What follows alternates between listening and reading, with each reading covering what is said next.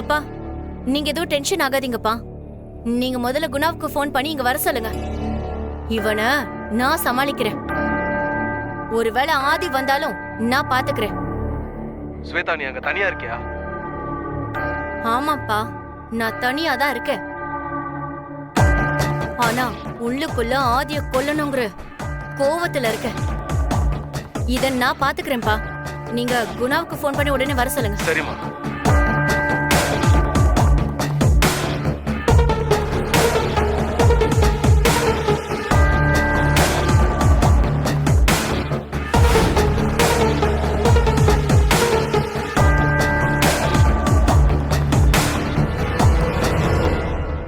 நீங்க ஸ்வேதாங்களா?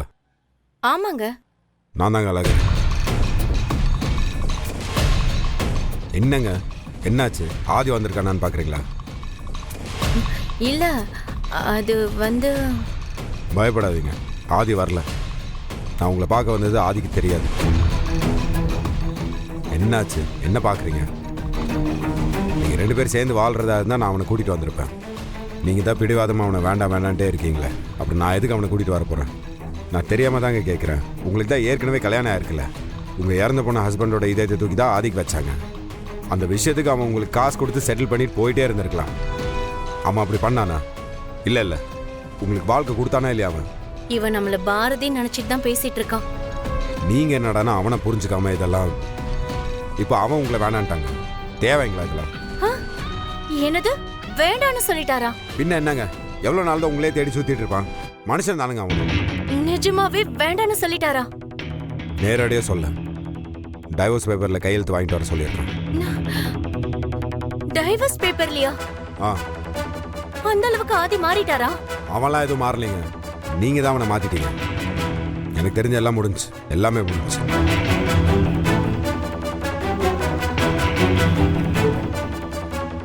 Divorce paper கொடுத்து அனுப்பி விட்டுருக்காங்க.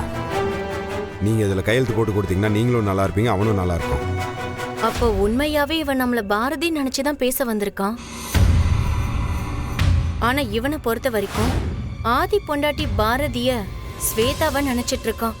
இதையே மெயின்டைன் பண்ணி ஆதி இருக்கிற இடத்த கண்டுபிடிக்கணும். என்னாச்சுங்க? இனிமேலாம் யோசிச்சு எந்த யூஸும் கிடையாது.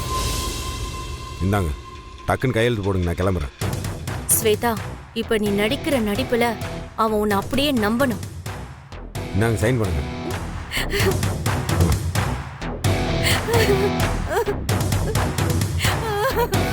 ஏங்க ஏங்க எதுக்கு இப்போ அழுதுட்டு இருக்கீங்க? பார்க்குறவன் தப்பா நினைக்க போறாங்க. ஏங்க அழுகாதீங்க. ஏங்க கொஞ்சம் தயவு செஞ்சு கொஞ்சம் அமைதியா இருக்கீங்களா? எப்படிங்க அழாம இருக்க முடியும்? எப்படிங்க இந்த பிரிவு இப்படி நிரந்தரமாகும்னு நான் நினைச்சு பார்க்கலையே. சரி, ஆதிக்கு இதான் விருப்பம்னா நான் அவருக்கு கையெழுத்து போட்டு தரேன். எனக்காக ஒரே ஹெல்ப் பண்ணுவீங்களா? ஹெல்ப்? என்ன ஹெல்ப்? நான் ஒரே ஒரு தடவை ஆதிய பார்க்கணும். அவரு கால்ல விழுந்து மன்னிப்பு கேட்கணும்.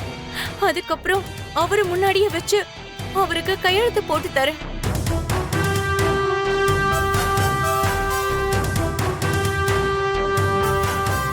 ப்ளீஸ், என்னோட கடைசி ஆசையா நினைச்சு இதை பண்ணுங்க ப்ளீஸ். அதில் உங்களை திடீர்னு இப்படி கூட்டி போய் அவன் முன்னாடி நிறுத்தினா அவன் என்ன சொல்லுவான்னு எனக்கு தெரியல. அதான் யோசிச்சுட்டு இருக்கேன். சத்தியமா அவர் வேணும்னு அடம் பிடிக்க மாட்டேன். அவர் மனசுல வேண்டான்னு முடிவு பண்ணதுக்கு அப்புறம் என்னாலையும் அவரு கூட சேர்ந்து வாழ முடியாது. எனக்கு அவரை பார்த்து நேர்ல ஒரே ஒரு தடவை மன்னிப்பு கேட்டா போதும். சரி வாங்க, கூட்டிட்டு போறேன். வாங்க. ரொம்ப தேங்க்ஸ்ங்க. சரி போலாம்.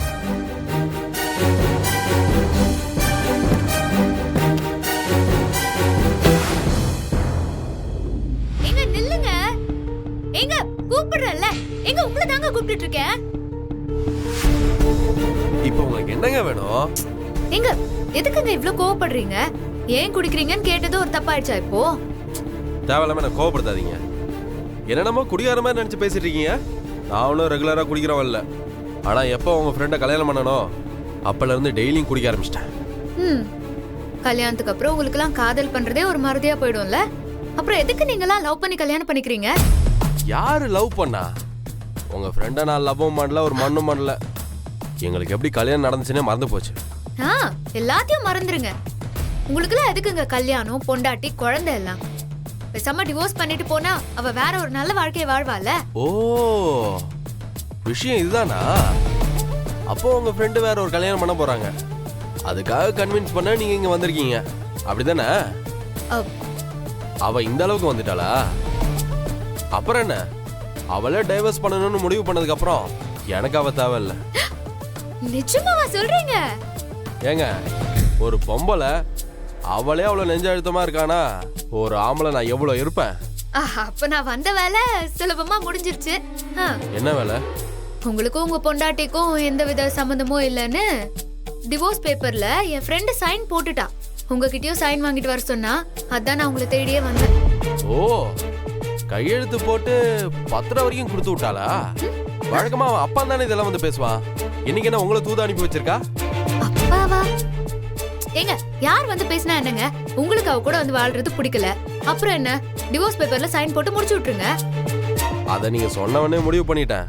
எனக்கு என்ன பொண்ணா இல்ல, இப்ப போய் நின்னாலும் காஞ்சிபுரம் ஃபுல்லா பொண்ணு தரேன்னு நீ நானும் போட்டி போட்டு நிப்பானுங்க. நீங்களும் வேற எதுனா கல்யாணம் பண்ணி சந்தோஷமா இருங்க, யார் வேணான்னு சொன்னா? சரி, கையெழுத்து போடுறதுக்கு முன்னாடி நான் உங்களோட ஒரு செல்ஃபி எடுத்துக்குவா? அதுக்கு என்னங்க, காசா பணமா தாராளமா எடுத்துக்கோங்க. ஓகே.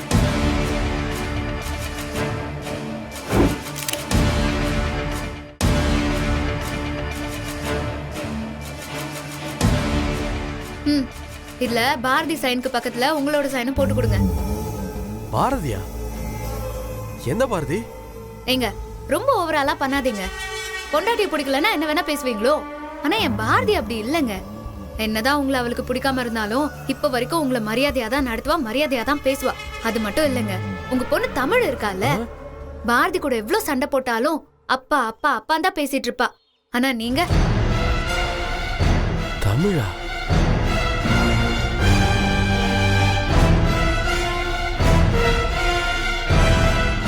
இவங்களையா சொல்றீங்க? ஏங்க, கலாய்க்கிறீங்களா?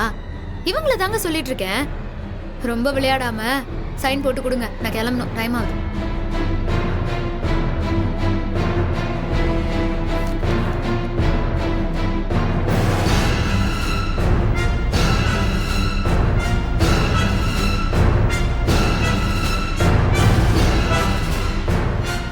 நீங்க உண்மையிலே பாரதியோட ஃப்ரெண்டு தானா? அங்க சுத்தி இங்க சுத்தி என்னையே சந்தேகப்படுறீங்களா? உங்ககிட்ட மட்டும் தான் போட்டோ இருக்குமா? நானும் அவ்வளவு வளைச்சு வளைச்சு எடுத்துக்கிட்ட போட்டோ என்கிட்டயும் நிறைய இருக்கு, பாருங்க.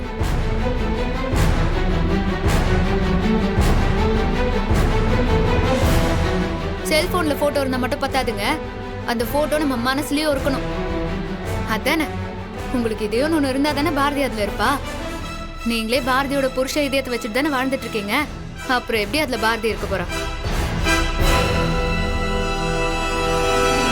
இவங்க என்ன பாரதி புருஷன் ஆதி நினைச்சுக்கிட்டு தப்பா வந்திருக்கா? அப்ப பாரதியும் தமிழும் இவங்க வீட்டுல தான் இருக்காங்க.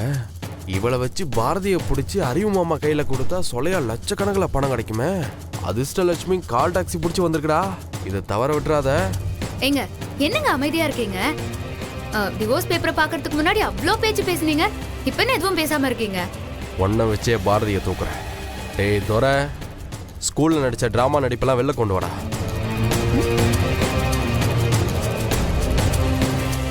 சரி விடுங்க, இனிமே நீங்களே தேடி வந்தாலும் அவ உங்க கூட சேர்ந்து வாழ போறது இல்ல. தமிழ் எப்படி இருக்காங்க? சாரிங்க, நீங்க பாரதி பேரு சொன்னப்போ எனக்கு ஒன்றும் பெருசா தோணல. ஆனா தமிழ் பேர் சொன்னதும் எனக்கு ஒரு மாதிரி ஆயிடுச்சுங்க. நான் இதுல கழுத்து போட்டுறேன், அதெல்லாம் ஒன்றும் பிரச்சனை இல்லை. ஆனா எனக்காக ஒரே ஒரு உதவி மட்டும் செய்றீங்களா? என்ன பண்ணணும்? கடைசியா ஒரே ஒரு தடவை பாரதியை பார்த்து மன்னிப்பு கேட்டுட்டு என் பொண்ணையும் ஒரே ஒரு தடவை பார்த்துறேன். நான் அவங்க முன்னாடியே வச்சு கையெழுத்து போட்டு கொடுத்துறேன். என்ன பாரதி கிட்ட கூட்டிட்டு போறீங்களா? ஏங்க, உங்க கால கூட விழுறங்க. இருங்க, எனக்கு என் குழந்தைய பார்க்கணும், ப்ளீஸ்ங்க. நான் கூட்டிட்டு போறேன். இங்க பாருங்க, அங்க வந்து கையெழுத்து போட மாட்டேன்லாம் பேச்சு மாற மாட்டீங்கல்ல? ஐயோ சத்தியமா பண்ண மாட்டேங்க. ஆ, என்ன வேணும்னு பாரதியை கையெழுத்து போட்ட பிறகு நான் எப்படிங்க அவளை வேணும்னு சொல்லுவேன்? எனக்கு அவன் வேணாங்க. ஆனா ஒரே தடவை அவளை பார்த்து மன்னிப்பு கேட்கணும், அவ்வளவுதாங்க. சரி வாங்க கிளம்பலாம். ஏங்க ஒரு 2 நிமிஷம் கார் கிட்ட வெயிட் பண்ணுங்க, சட்டையை மாத்திட்டு வந்துடுறேன். இந்தாங்க இது பிடிங்க. இவன் வருவானா? வருவான்.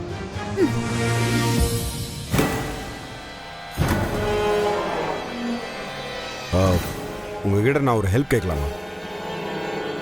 கேளுங்க அழகரே. நான் உங்க ஃபோன் அடிக்குது. ஒரு நிமிஷம்.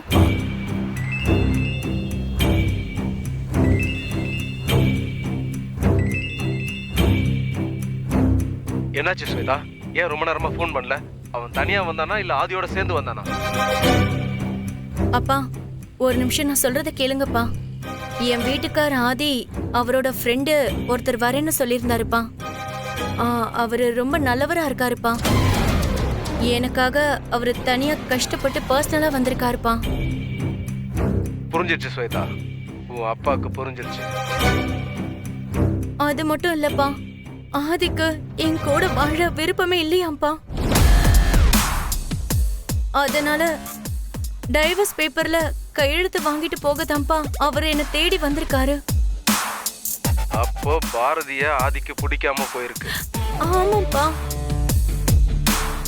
அதான் நானே நேர்ல போய் ஆதிய பார்த்து அவரு கால்ல விழுந்து மன்னிப்பு கேட்டு டைவர்ஸ் பேப்பர்ல கையெழுத்து போட்டு வரலான்னு இருக்கேன்ப்பா. சூப்பர் ஸ்வேதா, இந்த நடிப்பை இப்படியே மெயின்டைன் பண்ணு. என்னப்பா பண்றது? அவருக்கு பிடிக்கலன்னு சொன்னதுக்கு அப்புறம் நான் அவரை தொந்தரவு பண்ண விரும்பலப்பா. அதனால நான் இப்போ ஆதிய நேர்ல பார்க்க போயிட்டு இருக்கேன்ப்பா. அப்பா சொல்லுமா. குணா அண்ணன் கிட்ட மட்டும் சொல்லிடுங்கப்பா. தெளிவா புரிஞ்சிடுச்சு ஸ்வேதா. நீ குணாக்கு உன் லைவ் லொகேஷனை மட்டும் ஷேர் பண்ணு, மத்ததெல்லாம் நான் பாத்துக்கிறேன். சரிப்பா, நான் இடையில கால் பண்றேன். போலாம் அழகர்.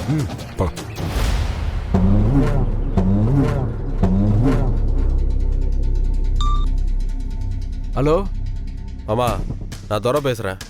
நம்பர் இருக்கு துரை. மாமா, இப்போ உங்களுக்கு தேவையான ஒரு பொருளை தேடி கண்டுபிடிச்சு உங்ககிட்ட கொடுத்தா எனக்கு என்ன அமௌண்ட் தருவீங்க? அது நீ எடுத்து கொடுக்குற பொருளை பொறுத்து இருக்கு. பாரதியும் அவன் குழந்தையும் பிடிச்சிட்டு வந்து கொடுத்தா ஈசிஆர்ல இருக்க ஒரு பங்களாவை உன் பேர்ல எழுதி வச்சு 50 லட்ச ரூபா உன் அக்கௌண்ட்ல போடுறேன். அப்ப அந்த பங்களாவை என் பேருக்கு மாத்திட்டு 50 லட்சத்தை ரெடி பண்ணி வைங்க. இன்னும் கொஞ்ச நேரத்துல பாரதியும் அவன் மகளும் உங்க முன்னாடி வந்து நிப்பாங்க. என்ன தூர சொல்ற மாமா? அதிர்ஷ்டம் கூறிய பிச்சுட்டு வரும்னு கேள்விப்பட்டிருப்பீங்க. ஆனா எனக்கு நீங்க அதிர்ஷ்டம் கால் டாக்ஸி பிடிச்சி தேடி வந்திருக்கு. ஹலோ, என்ன சொல்றதுற? எவ்வளோ பாரதி ஃப்ரெண்டா வேற ஆண்டாளுன்னு சொல்லிட்டு என்ன தேடி வந்தா. என்ன ஏதுன்னு கேட்டா என்ன பாரதி புருஷன் நினைச்சு என்கிட்ட பேசிட்டு இருக்கா மாமா. என்னது? உன்ன பாரதி புருஷன் நினைச்சிட்டு பேசுறாளா?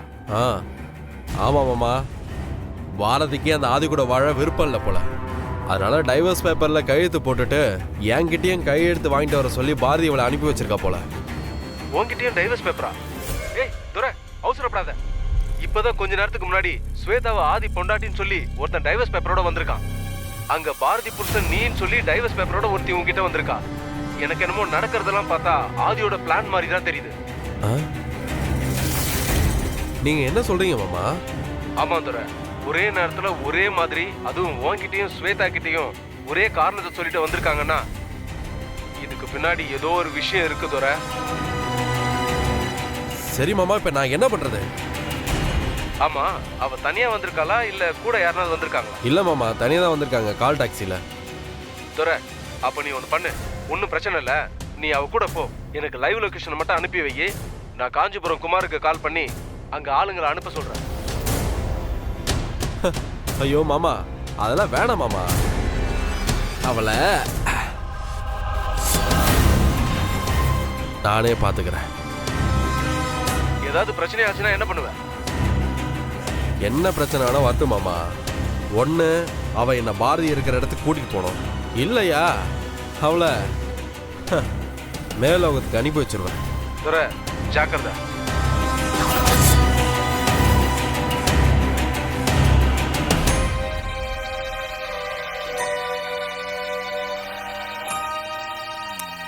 அதெல்லாம் ஓகே. அதுக்கு முன்னாடி நான் உங்ககிட்ட ஒரு ஹெல்ப் கேட்டேன், என்ன மறந்துட்டீங்களா?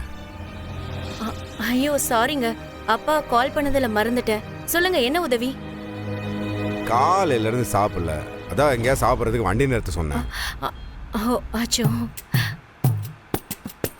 நம்ம இப்போ மெயின் ரோட்ல இல்ல, இங்க ஹோட்டல் இருக்குமான்னு தெரியலையே. என்கிட்ட பிஸ்கெட் இருக்கு, சாப்பிட்றீங்களா? தயவு செஞ்சு கொடுங்க ப்ளீஸ். இந்த நன்றி.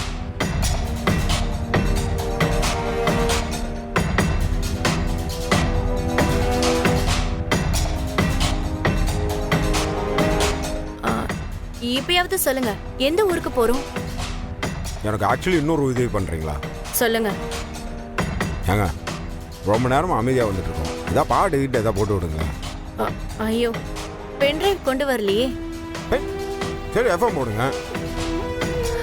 சிக்னல் இங்க இருக்காதுங்க. சரி ஃபோனை கனெக்ட் பண்ணுங்க, ஃபோன்லேருந்து ப்ளூடூத் கனெக்ட் பண்ணி பாட்டு கிட்டலாம் போடலாம். டவுன் போடுங்க, ரொம்ப நேரமாக அமைதியாக இருக்குல்ல.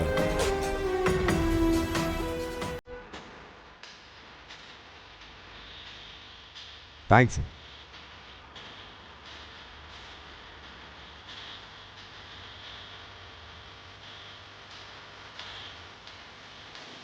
அழகர், இப்பவாவது சொல்லுங்களேன், நாம எந்த ஊருக்கு தான் போறோம்?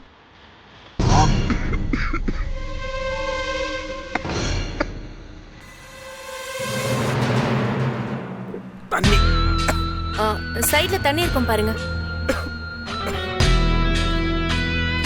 என்னங்க எல்லாமே காலியா இருக்கு? ஏங்க எங்கேயா கடை இருந்தா நிறுத்துங்களேன், தண்ணி குடிக்கும். அழகர், அங்க ஒரு பெட்டி கடை இருக்கு, நான் போய் உங்களுக்கு தண்ணி வாங்கிட்டு வந்துடுறேன்.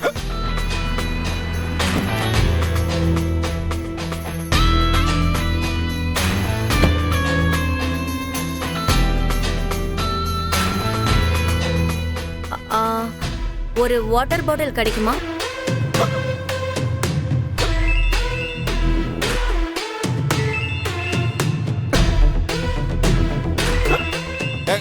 உங்க போ. என்ன பண்றது, கட் பண்ணிடலாமா? ஸ்வேதா, நான் பேசுறத மட்டும் கேளு, நீ எதுவும் பதில் சொல்ல வேண்டாம். இப்பதான் துரை கால் பண்ணான், அவனை தேடி ஆண்டாள்னு ஒரு பொண்ணு வந்திருக்காளாம்.